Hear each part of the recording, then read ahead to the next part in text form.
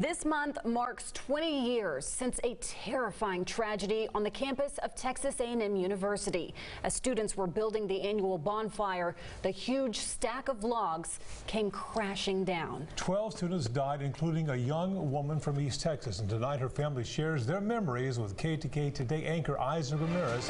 It's tonight's special report.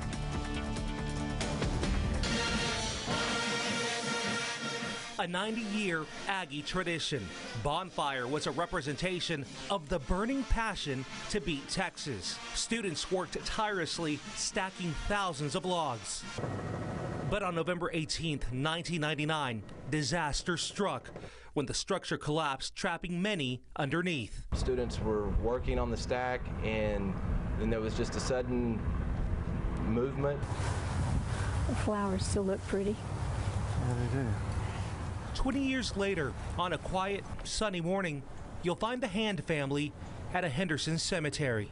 Their daughter, Jamie, was a victim of the collapse. In some ways it seems like a long time, but in others it seems like it was just a few weeks ago. The very fact that she was taken from us at 19, she will always be 19.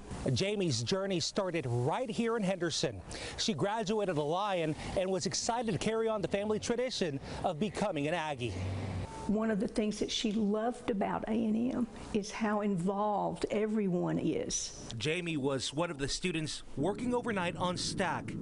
Hand remembers the phone call with news no parent wants to hear. A friend of Jamie's called us at a little after 3 that morning and said that there had been an accident at Bonfire site and that Jamie had been hurt.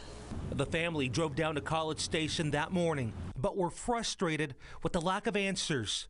They would feel an indescribable pain. So when they pulled Jamie's body out at 5-something in the afternoon, I believe, we were asked if we wanted to see her.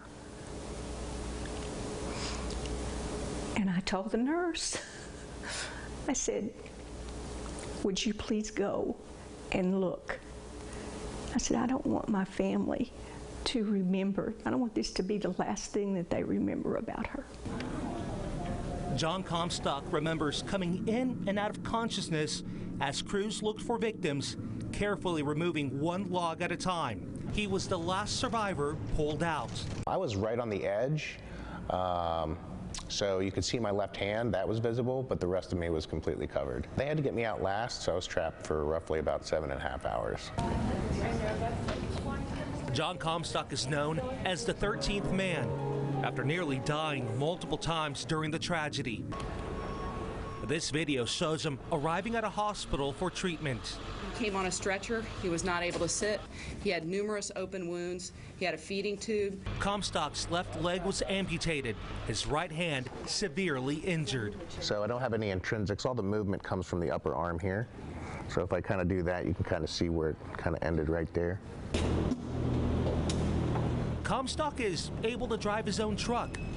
Technology allows him to carry his wheelchair anywhere he goes. And I think the hardest part about therapy was probably the occupational rehab, which was slow because just trying to get my sock on and learn to do everything with my left hand, it was just a slow process. Recently, the memorial on campus was renovated.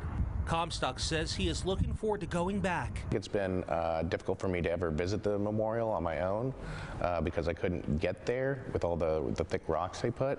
So it's kind of nice that they're going to finally at least pave it or do something maybe a little bit more accessible so that I can go visit it other than just on the anniversary.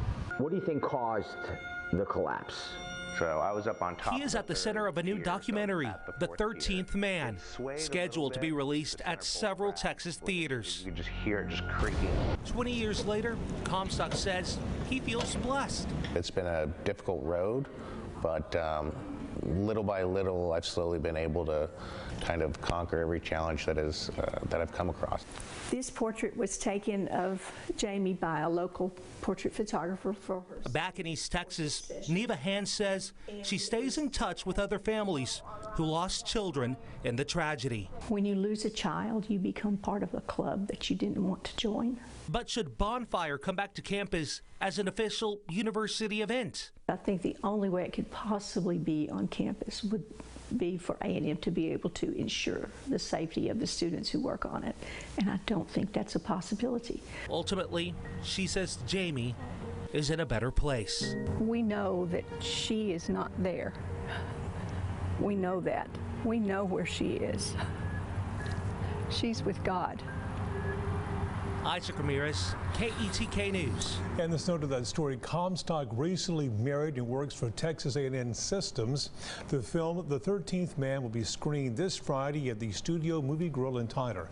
If you'd like to watch the trailer or buy tickets, we have a link for you on our website, easttexasmatters.com.